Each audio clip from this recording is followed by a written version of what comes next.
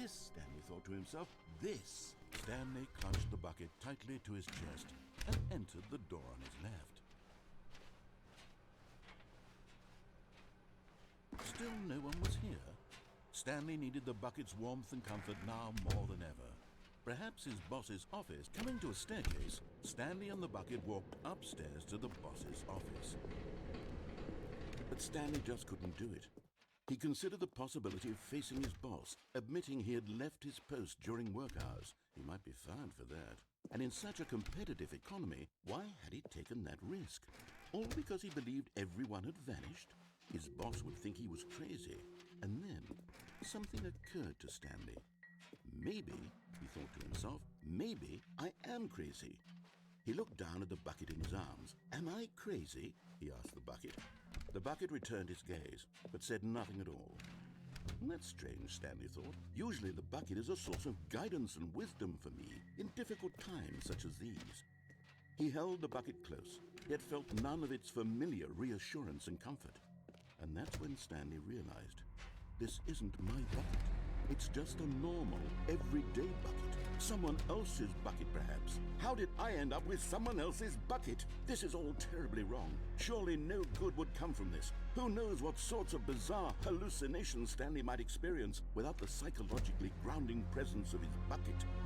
Indeed, now he noticed that the rooms were repeating, which was, of course, very odd. Now he felt himself floating off the ground. Oh, gracious, he exclaimed. Without my bucket, I've gone truly mad. Where is it? I must find it. Far off in the distance now, he heard it, calling to him. Stanley! Stanley, it's me, the bucket. Could it truly be? He rushed forward from room to room, passing by one bucket after the next. None of them were his. None of them were his special bucket. Come to me, Stanley. Find me.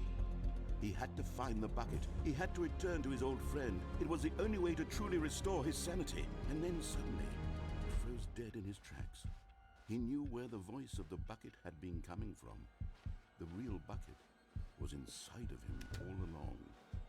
It was incredibly painful. Stanley doubled over in agony and blacked out.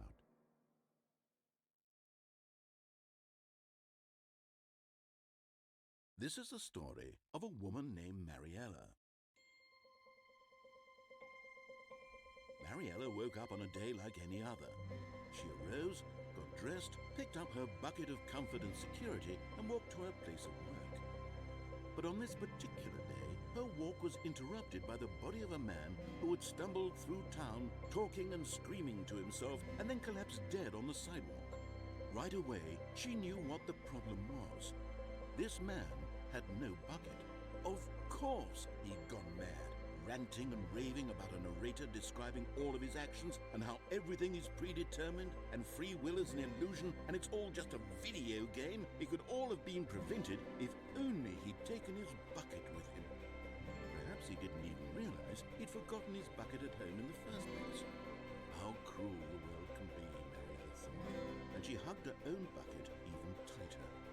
But of course, she had no time for this. There were a myriad of confusing problems she would soon have to confront at work, for which her bucket would provide absolute guidance and total clarity on everything.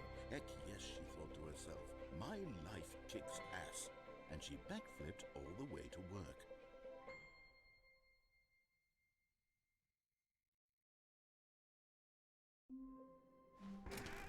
Finally, yes, the bucket. Yes. Stanley clutched the bucket tightly to his chest and entered the door on his left. Still no one was here. Stanley needed the bucket's warmth and comfort now more than ever. Perhaps his boss's office. Coming to a staircase, Stanley and the bucket walked upstairs to the boss's office. Stepping into his manager's office, Stanley was once again stunned to discover not an indication of any human life. Crushed by the weight of this revelation, Stanley may have broken down into an emotional dumpster fire if not for the soothing presence of the bucket. Even now, in his darkest of hours, did the bucket's warmth and guiding light pierce the dark clouds of confusion and chaos. It would be with him, always. The bucket would, and he knew it. The two of them were inseparable. At this point, Stanley was so absorbed in the tender spiritual connection he shared with the bucket that he didn't notice the keypad behind the boss's desk. Nor in his bliss of simply being near the bucket did he have any notion that the PIN number for the keypad was 2845. But Stanley guessed the correct code by sheer luck. Was it that the bucket knew all along? Was the bucket guiding him? Yes, this is certainly the most logical explanation.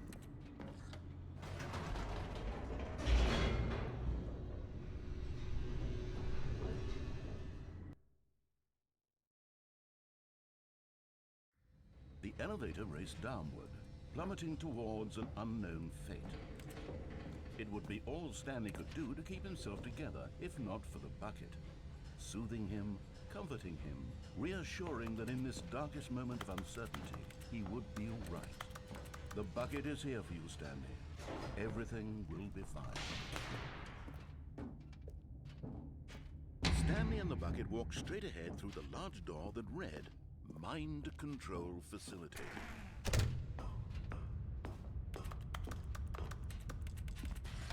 The lights rose on an enormous room packed with television screens.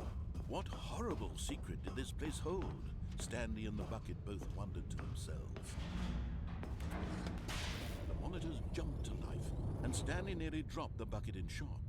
Everyone in the office was being videotaped, monitored like guinea pigs.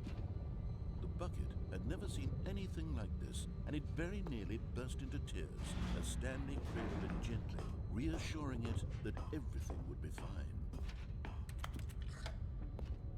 Was the bucket under the mind control facility's influence as well? Had the bucket been told to do things it didn't wish to do? What kinds of things does a bucket want to do or not want to do in the first place? These questions raced furiously in Stanley's feeble mind. No! He screamed into the bucket. He couldn't accept it. His own life in someone else's control, never! He squeezed the bucket tighter. His one friend in the entire world. At this point, he could trust no one except for the bucket. But here was the proof. The heart of the operation. Controls labeled with emotions, happy or sad or content. Walking, eating, working, all of it monitored and commanded from this very place. And as the cold reality of his past began to sink in, Stanley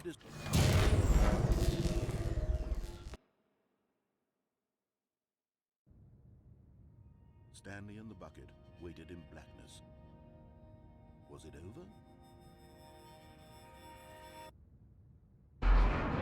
Yes, they had done it. Stanley and the bucket had defeated their greatest and darkest enemy, freed themselves from the tyrannical grip of the evil mind control machine. Freedom was now mere moments away.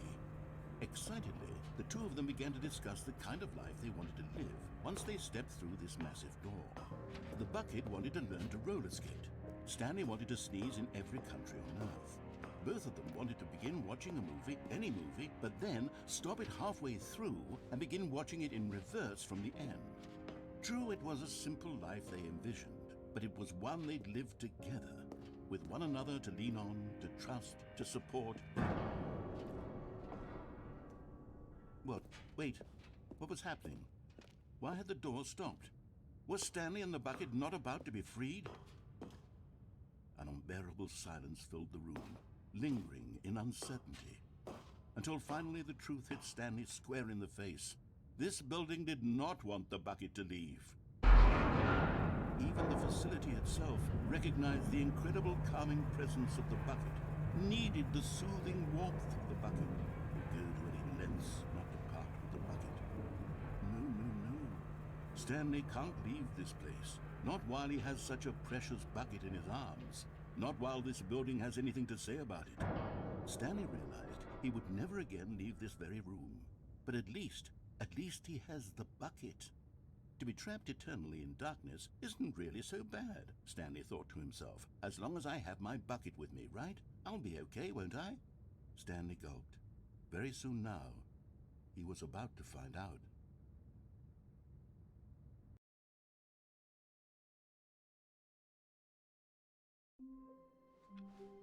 All of his co-workers were gone. What could it mean? Stanley decided to go to the meet. One man, one bucket, one chance to seize their destiny together. Stanley clutched the bucket tightly to his chest and entered the door on his left. Still no one was here. Stanley needed the bucket's warmth and comfort now more than ever. Perhaps his boss's office. Coming to a staircase, Stanley and the bucket walked upstairs to the boss's office.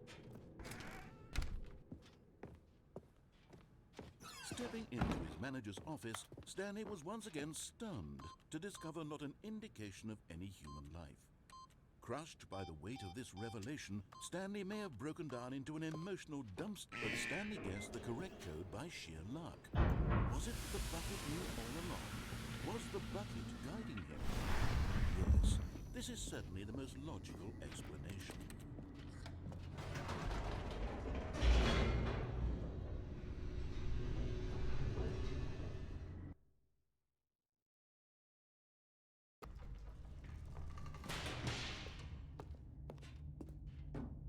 Stanley and the bucket walked straight ahead through the large door that read, Mind Control Facility.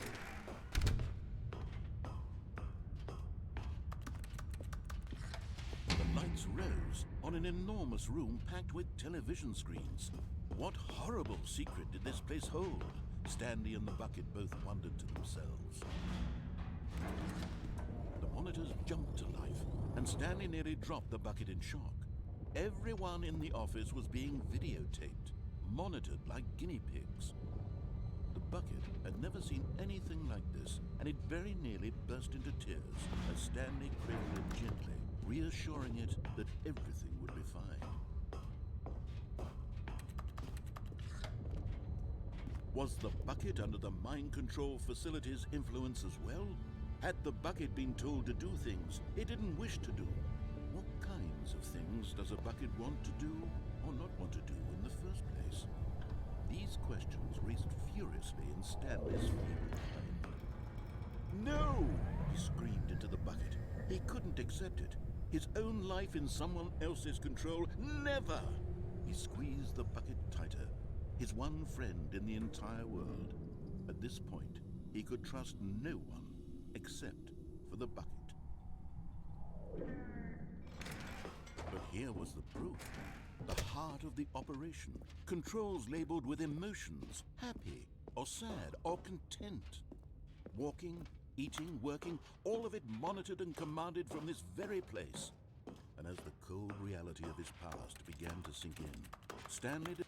But at the last second, the bucket jumped in and pressed the button to turn on the controls. Stanley gasped in horror. Had this been the bucket's plan all along? To take over the machine and claim the power for itself? How could the bucket have betrayed him like this? Stanley was prepared to throw the bucket away in disgust when suddenly an image appeared upon the enormous screen. Birds. Silly birds. The control buttons became active. Stanley flipped through one video of silly birds after another, and then it dawned on him. This wasn't a mind control facility at all. It was a facility for monitoring and surveilling silly birds all over the world. The mind controls were only a facade to disguise its true intentions. Had the bucket known this all along? Stanley marveled at the metal genius in his hands, the one who had pointed him towards this incredible discovery. Stanley and the bucket never found freedom because they spent the rest of their lives here in this place, flipping through live streams of the silliest birds imaginable. Of all the possible paths his life could have taken, this one was surely the best. And Stanley was happy.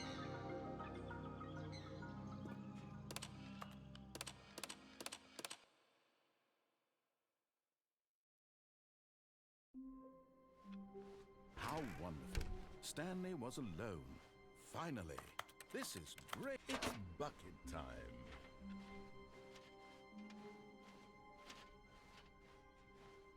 Stanley clutched the bucket tightly to his chest and entered the door on his left. Still no one was here. Stanley needed the bucket's warmth and comfort now more than ever. Perhaps his boss's office. Coming to a staircase, Stanley and the bucket walked upstairs to the boss's office. Stepping into his manager's office, Stanley was once again stunned to discover not an indication of any human life. Crushed by the weight of this revelation, Stanley may have broken down, but Stanley guessed the correct code by sheer luck. Was it the bucket knew all along? Was the bucket guiding him? Yes, this is certainly the most logical explanation.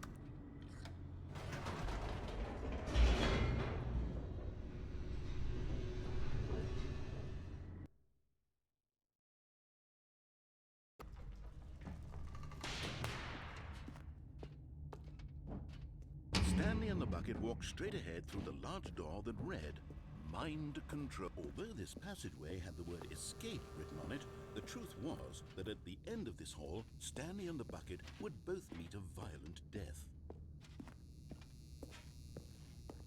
The door behind them was not shut. Stanley and the bucket still had every opportunity to turn around and get back on track. At this point, Stanley and the bucket were knowingly walking forward into a very painful death for each of them.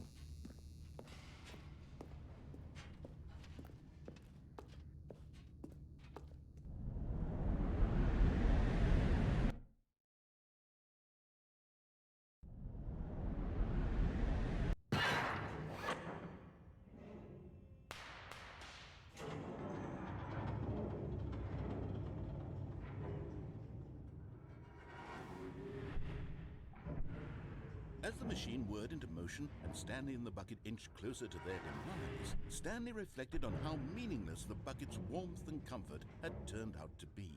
To be sure, it puts the mind and the soul at ease to embrace the bucket, but what use is a sense of ease when you're about to be crushed to death?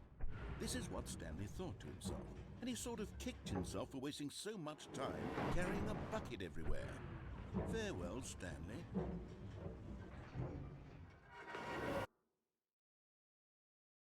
"Farewell, Stanley," cried the narrator, as Stanley and the bucket were led helplessly into the enormous metal jaws. In a single visceral instant, the bucket's life came to an end, as it was crushed violently to death.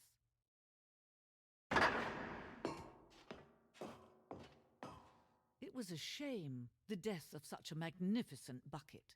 It's true that all buckets are radiant in their own way, but this one stood above the rest. It was a glorious bucket to behold.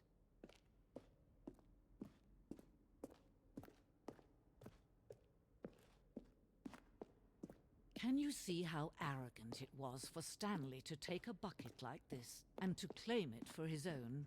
Can you see the hubris that blinded him?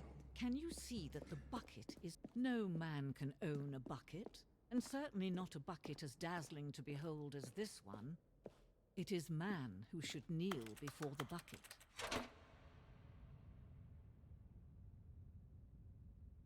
But there is something we can do.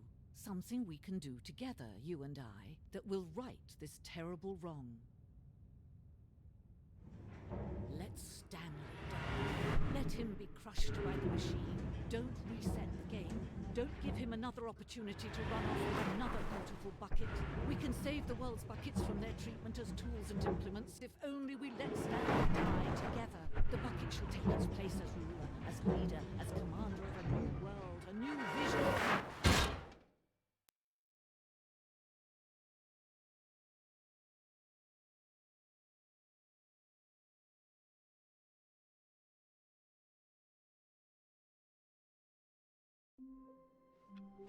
All of his co-workers were gone. What could it mean? Stanley decided to go to the meeting. It's bucket time.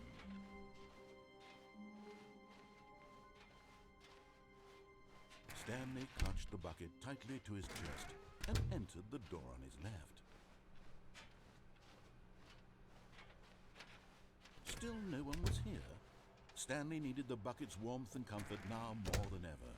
Perhaps his boss's office. Coming to a staircase, Stanley and the bucket walked upstairs to the boss's office.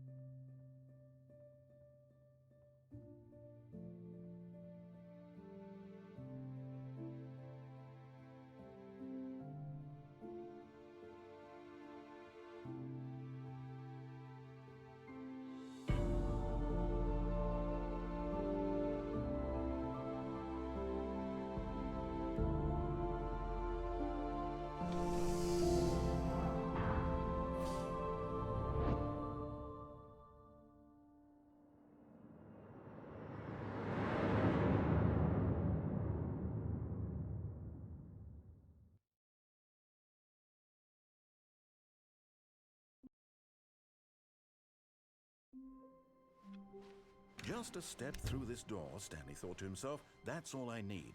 If I can make it through this door, I can make it... And try not to lose this one too, you dolt. Stanley clutched the bucket tightly to his chest and entered the door on his left.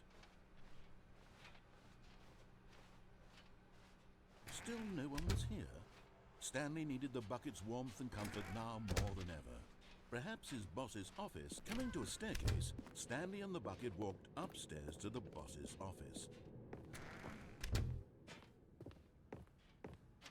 Stepping into his manager's office, Stanley was once again stunned to discover not an indication of any... But Stanley guessed the correct code by sheer luck. Was it that the bucket knew all along? Was the bucket guiding him? Yes, this is certainly the most logical explanation.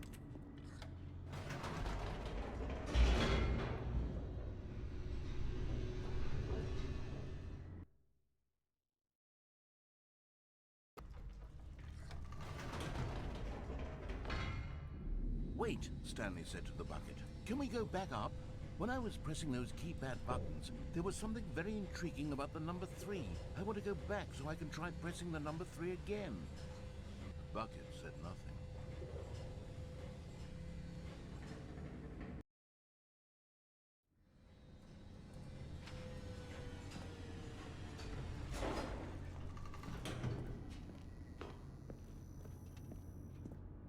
Here we are, said Stanley. Now I'm going to try out that number 3 button. He took... Wow, he said. The number 3 is such a special button. I'm having the time of my life. Stanley looked expectantly at the bucket, but the bucket remained silent. This was a shock to Stanley, who had always felt such a connection with the bucket. How was this not as exciting to the bucket as it was to... After taking some time to show the bucket around the boss's office, Stanley at last went to the keyboard. Perhaps the bucket had missed something. Perhaps it had not seen how much joy Stanley got from slamming the number 3 repeatedly.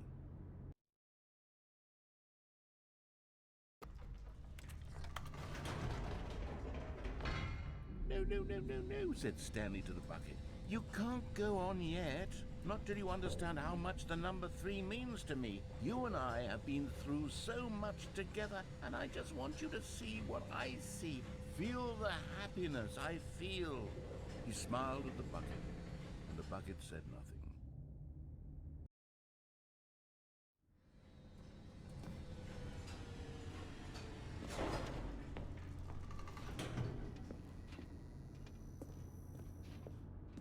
Here we go, said Stanley. This time I'll really show you. He ran to the number 3 and began to wail on it like a musician on a beloved instrument, weaving a concerto of truth and passion. He wielded the number 3 like a fine artist would wield a paintbrush. He told stories through the number 3, stories of his dreams and hopes and fears. And the whole time, he looked to his bucket for a reaction of some kind. Anything to let him know that the bucket appreciated what he was doing. The bucket conveyed absolutely nothing at all, only silence. Crushed by a wave of dejection, Stanley returned to the elevator. Stanley and the bucket were so close. They'd always been there for one another. Why suddenly could the bucket not connect with this passion of Stanley's? The question caused Stanley to ruminate the whole way down the elevator. He knew that there must be a way to get through to the bucket, to communicate fully with his dear friend. Surely there was a solution, mustn't there be?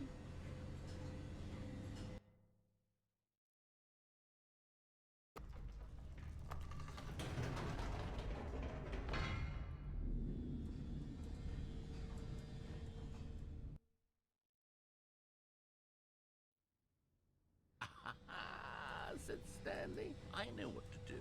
I know how to fully express this feeling in my heart. He decided right then and there that he would hold a press conference where he would speak to the public on all matters relating to pressing the number 3 over and over. He would elaborate fully on what the number 3 meant to him and why he felt so alive when pressing it. Then the bucket would be able to see his joy through the eyes of others. It would get to see the world react to this discovery of Stanley's. And it would be through the public eye that the bucket would finally understand Stanley's work. months, he advertised and marketed his press conference, building excitement around it, developing and rehearsing it, until it couldn't be refined a single measure further. When the big day arrived, Stanley was as prepared as he'd ever been for anything. This was it. One last chance to win the bucket over. One opportunity to share a true connection with a loved one. There was no one here. Nobody had come to the press conference to hear Stanley speak, to listen to him talk about what it really means to press the number 3 on a keypad over and over. He was unloved, uninteresting, he was a failure. And in that moment, Stanley knew that the bucket would never again take him seriously. There would be no connection, no deeper understanding. The bucket merely sat there in his arms, indifferent. And so it began that slowly, over many years, the two of them grew more and more distant. They spoke less and less, neither wishing to state the obvious, that any sense of real respect between them had eroded since that day at the press conference. There would be no more games, no more long conversations about passion and pursuit, only a silence that consumed the space between friends. And Stanley, having for once in his life discovered the warmth and comfort of true companionship, was cast back into the unremarkable normalcy of loneliness.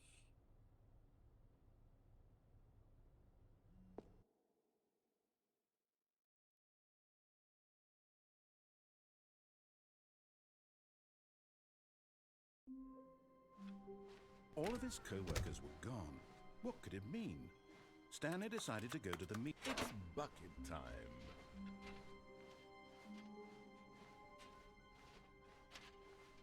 Stanley clutched the bucket tightly to his chest. This was not the correct way to the meeting room, but Stanley had felt the bucket calling to him, telling him that the employee lounge was simply the place to be. And here it was. Had the bucket turned out to be correct? No, never mind. The bucket was wrong. Stanley took the door on his left to go, and so the two of them detoured through the maintenance section and walked straight ahead to the opposite door.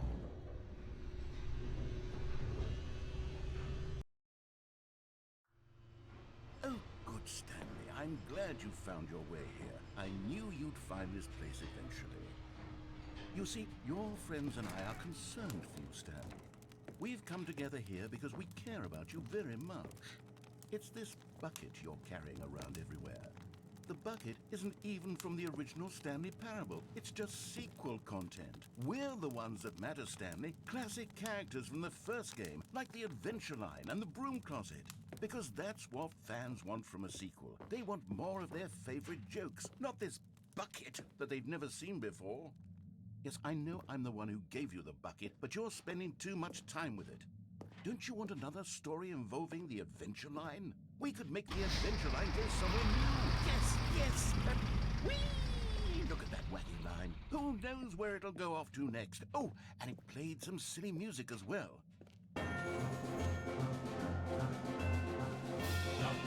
Now this is what the Stanley Parable is all about. Don't you remember all those great jokes from the original dialogue? Also, Stanley is addicted to drugs and hookers.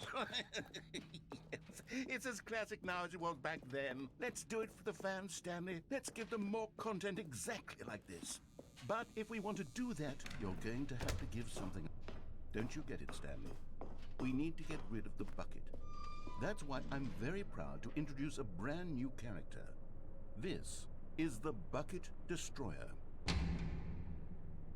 I think it'll make a wonderful new addition to the rich lore of the Stanley Parable. True, it also was not in the original game, but it's such a well-fleshed-out character with so much personality that to me, it already feels as though it's been part of the cast all along. Don't you agree? Can you guess what the Bucket Destroyer does? Surely you don't need me to spell it out for you. Go ahead now, Stanley.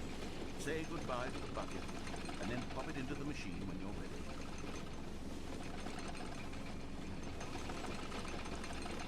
Now listen to me. It's crucial that you give it the bucket. I don't know what the Bucket Destroyer will do if it can't destroy your bucket. Destroying buckets is all it knows. That is its singular personality trait. Sure, I can hear you saying, how does a character with only one personality trait deserve to join the pantheon of beloved Stanley Parable characters? Well, you see, if you were to really explore the Bucket Destroyer, you would see that its desire to crush buckets is so densely loaded with complexity and nuance that it's really like 10 personality traits. What other object in this game can you even say that about? The broom closet? Certainly not. I wonder what sort of Bucket Destroyer merchandise the fans will be clamoring for after this. Okay, the Bucket Destroyer is getting very upset now. You'll have to hurry and feed it. We can't get back to the classic Stanley Parable characters like the Adventure Line or the Bucket Destroyer until you crush that damn bucket. Quickly now, the fans are waiting. Do it, the fans, Stanley. Give the fans what they want. Hurry and...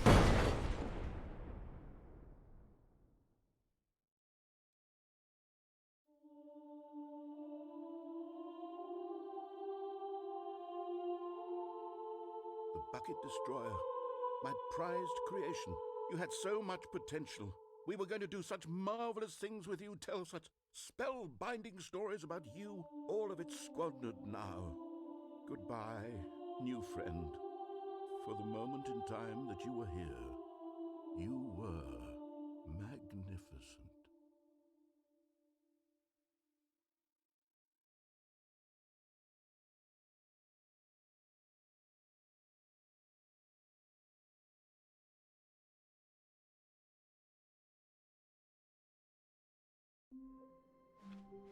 Just a step through this door, Stanley thought to himself. That's all I need.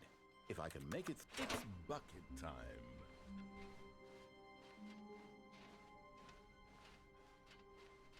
Stanley clutched the bucket tightly to his... This was not the correct way to the meeting room, but Stanley had felt the bucket calling to him, telling him that the employee lounge was simply the place to be. And here it was. Had the bucket turned out to be correct? No, never mind. The bucket was wrong. Stanley took the door on his left to go back to the meeting room. No, Said the bucket. don't go to the meeting room. Go somewhere. But Stanley feared that any path he walked might lead to the separation of himself and the bucket, his dearest friend. So he threw himself to his death, that they might die in one another's arms. How deeply touching. I can't wait to tell this story to my co-workers, Stanley thought. How amusing they'll find it. Oh, well, it's bucket time.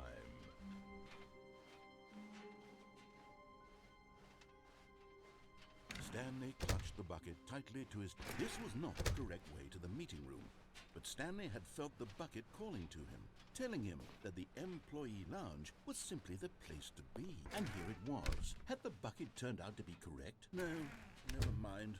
The bucket was wrong.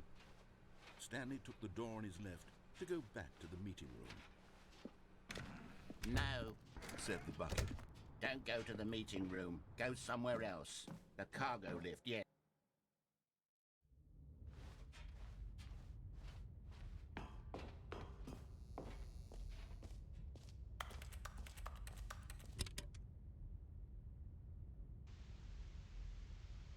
Okay, this is day number 295. Tape number... I don't even know. I've lost track. Nothing feels real anymore. The longer I study this bucket, the less sense anything makes. The sheer euphoria I feel every time I pick it up. No matter how many times I've done it, it's always the same feeling. And the emptiness in my chest when I set it down. It doesn't make sense. There's no explanation for it. I still haven't figured out why I see the world so differently when this bucket is in my arms. Why everything feels so... What do I do with this treasure? I can monetize it. It's unthinkable the amounts of money people will pay for even just an hour with the bucket. This is my golden ticket. But I have to be careful, because as soon as this gets out, there's going to be a target on my back. Even now, I don't know who might be trying to... What's that? Who's there?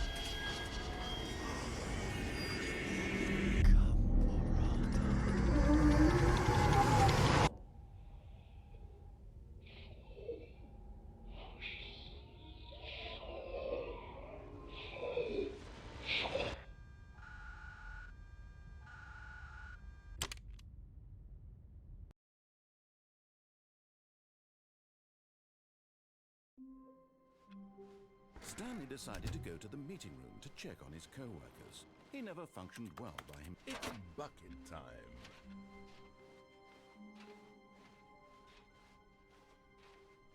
Stanley clutched the bucket tightly to his... This was not the correct way to the meeting room, but Stanley had felt the bucket calling to him, telling him that the employee lounge was simply the place to be. And here it was. Had the bucket turned out to be correct? No, never mind. The bucket was wrong. Stanley took the door on his left to go back to the meeting room. No, Said the bucket. don't go to the meeting room. Go somewhere else. The cargo lift. Good, Said the bucket. now ride the lift all the way to the top. There's something up there I need you to do. Stanley did not question why or how this bucket was speaking to him. It should have alarmed him, of course, because buckets can't talk. But Stanley chose not to think about this obvious fact. He was firmly convinced that the bucket had spoken to him, and he unthinkingly did whatever the bucket asked. No, stop. Look there on the wall, you see? There's a sign right there. It says, "No buckets past this point." Stanley, how could you think it was okay to bring the bucket here? Unless, what if the problem is that you actually don't know what is a bucket and what isn't a bucket? I suppose that would explain a lot about your behavior up to this point. Which, if that's true, well, my goodness, I think we have to do something about it. This misunderstanding could have dire consequences on the entire rest of the game if not addressed quickly and properly. So much of the impact of the story is dependent on your understanding of what is and isn't a bucket. Please, step in here for a moment.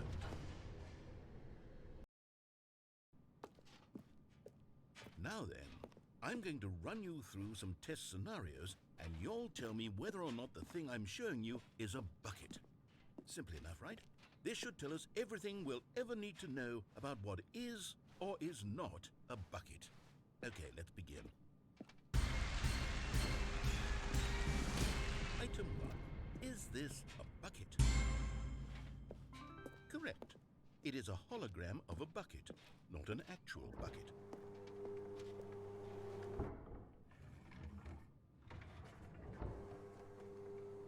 Item 2. Is this a bucket? Correct. It is a 3D printed recreation of a bucket, not an actual bucket.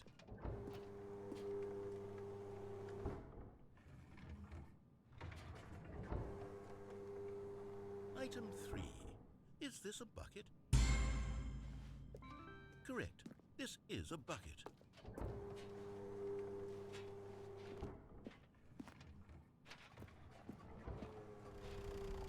Item 4. Is this a bucket? Correct. This is a tractor and not a bucket. To be honest, I just sort of put this one in here as a gimme, but I was starting to get concerned that even this might be too much for you. Thank you for not making me look like an idiot. Okay, next one.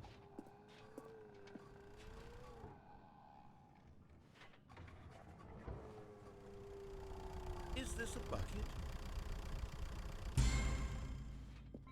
Correct. This is a bucket.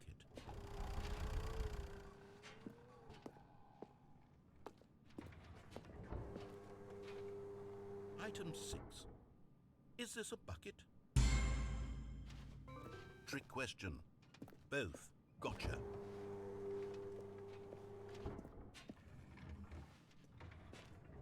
Item... Wait, hold on. I can't find the next one. Let me see. It should be around here somewhere.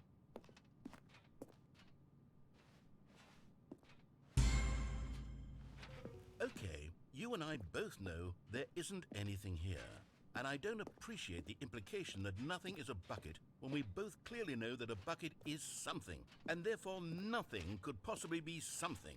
Unless, in your twisted mind, have you somehow convinced yourself that a bucket is nothing? Answer me straight, Stanley. Do you believe that nothing is a bucket? You know what? I'm too confused to even sort it out. I've lost all sense of perspective. What is a bucket? What isn't a bucket? Mere moments ago I could answer these questions with confidence. And yet now I'm somewhat adrift. Do any of us know what a bucket is? Am I a bucket? Stanley, I can't keep doing this. I'm losing myself, and myself was all I ever had to begin with. I'm afraid the bucket is threatening to tear our relationship apart. I can't have that. I'm sorry. But I'm going to erase all buckets from the game entirely. Okay, here we go.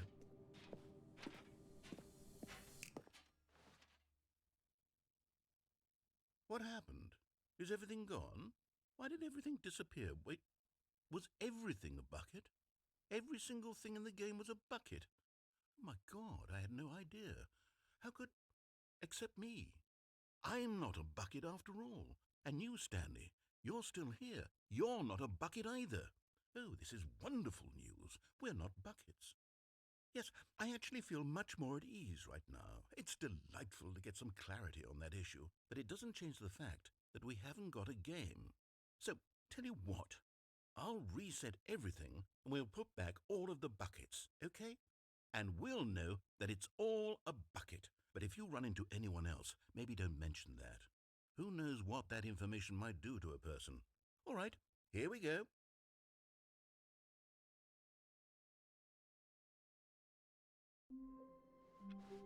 All of his co-workers were gone. What could it mean?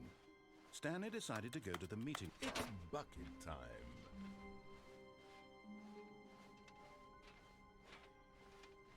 Stanley clutched the bucket tightly to his... This was not the correct way to the meeting room, but Stanley had felt the bucket calling to him, telling him that the employee lounge was simply the place to be. And here it was. Had the bucket turned out to be correct? No, never mind. The bucket was wrong.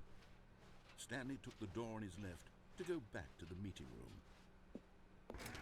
No, Said the bucket. don't go to the meeting room. Go somewhere else. The cargo. Good, Said the bucket. now ride the lift all the way to the top. There's something up there I need you to do.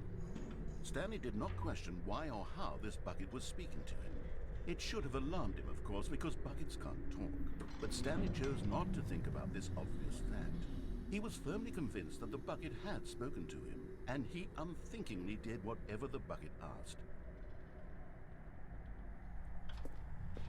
In here. Said the bucket. Go into this dark room over here. Stanley once again obeyed blindly. Now pick up the phone.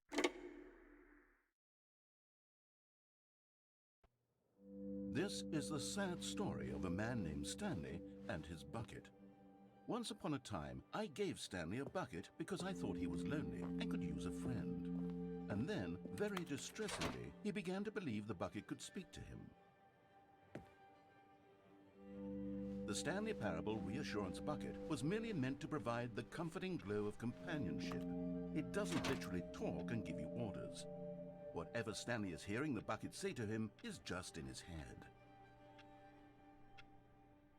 Lately, I've been concerned about him. Wouldn't you be concerned as well? To see him delusional like this, obsessing over an inanimate metal object? I want to say something to him, but I don't know how I can convince him. I don't know if he'll listen to me. Well, I'll try anyway. Stanley, can you hear me? Listen to me. It's just a bucket. It can't think, it can't talk. All it will ever truly do for you is effectively transfer a liquid from one location to a different location. That's it. It doesn't do anything else. You see, he's not listening. He's still taking orders from the bucket. You know, once upon a time it was me he took orders from. Me he trusted and listened to. Now all he cares about is his awful bucket.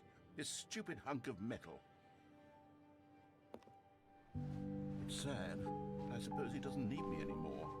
From now on, he's just going to cling to this bucket, this cold, empty bucket, this sort of shiny bucket. Well, I'll give it this. The bucket does have a nice shine to it. Yes, I suppose on closer inspection that it doesn't quite look like your average hardware store bucket. It's just a little more, what am I trying to say? Sturdier, more capable of transporting liquid. Like it would be better at moving an amount of water from one room to another. Oh my God, what am I saying?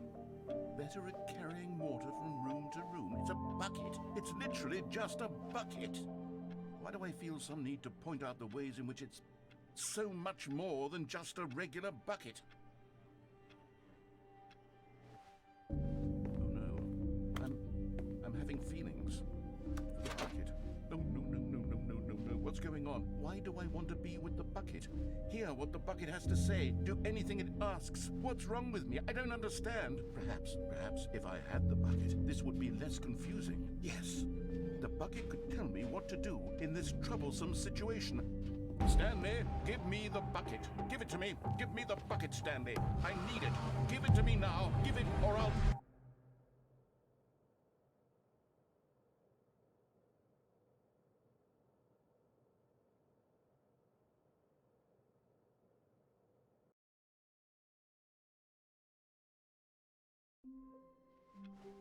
Stanley decided to go to the meeting room to check on his co-workers. He never functioned well by it's bucket time.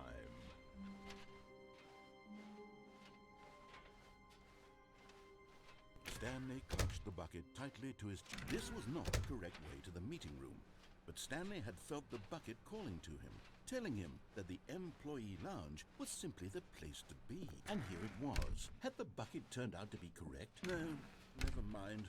The bucket was wrong. Stanley took the door on his left to go back to the meeting room. No, Said the bucket. don't go to the meeting room. Go somewhere else.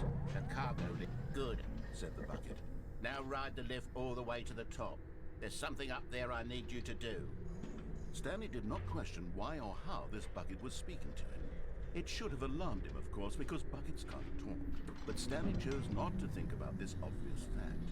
He was firmly convinced that the bucket had spoken to him, and he unthinkingly did whatever the bucket asked. In here. Said the bucket. Go into this dark room over here. Stanley once again obeyed blindly.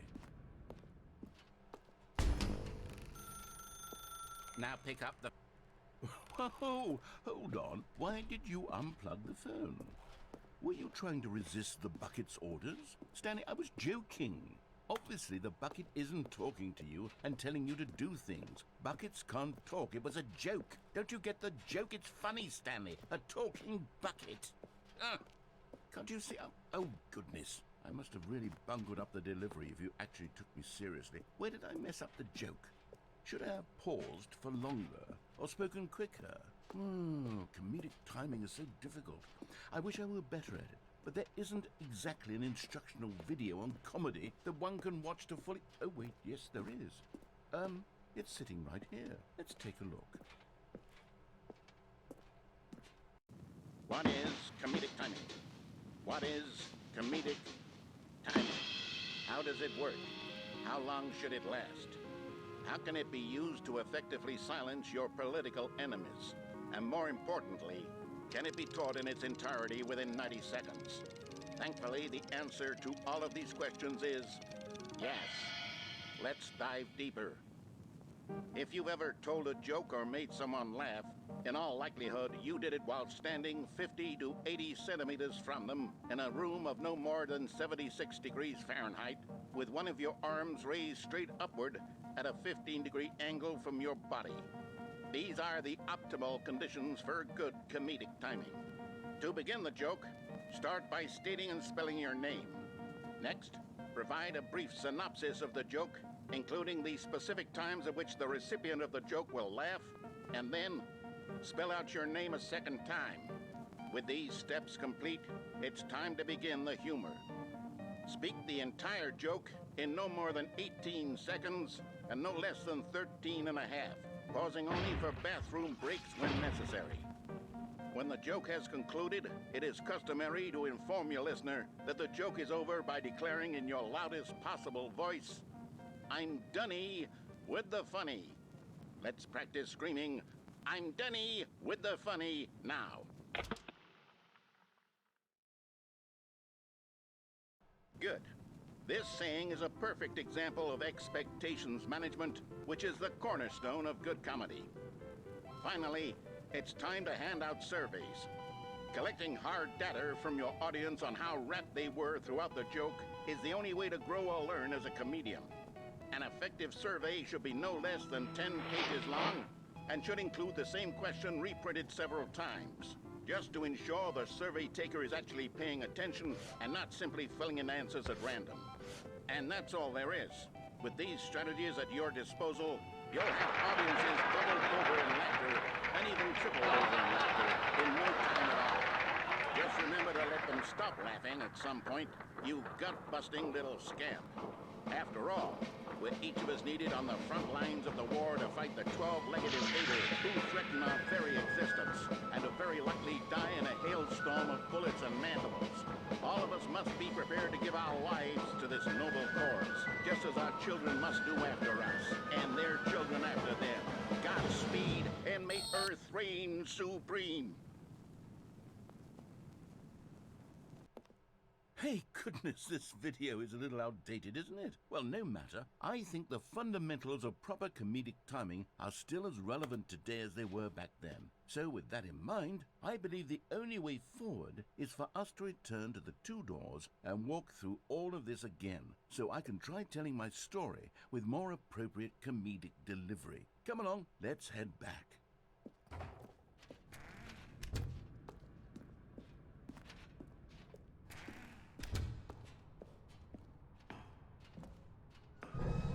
I can feel it. This time, I'm really going to nail the delivery. You'll be in stitches. A talking bucket, you'll say? How ridiculous. How absurd. What a hilarious concept. The king of comedy. That's what you'll call me. Thank goodness we have the instructional video. Otherwise, who knows where we'd be right now. Well, I wouldn't be the king of comedy, that's for sure. The bucket spoke to Stanley. The bucket spoke. The bucket spoke. Oh, I'll figure it out on the fly. No need to overthink things.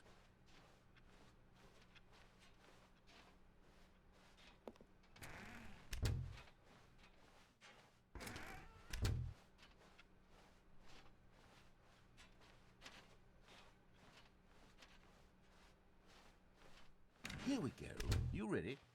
When Stanley and the bucket came to a set of two open doors, they entered the door on the left.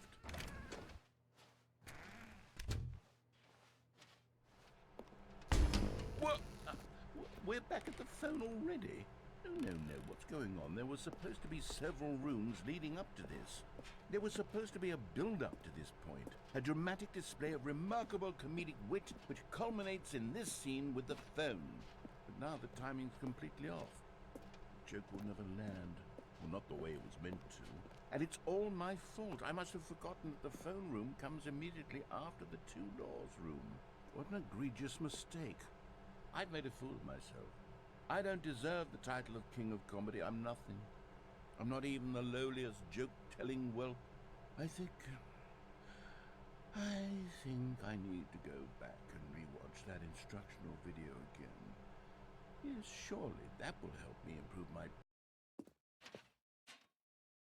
Here we go. You ready?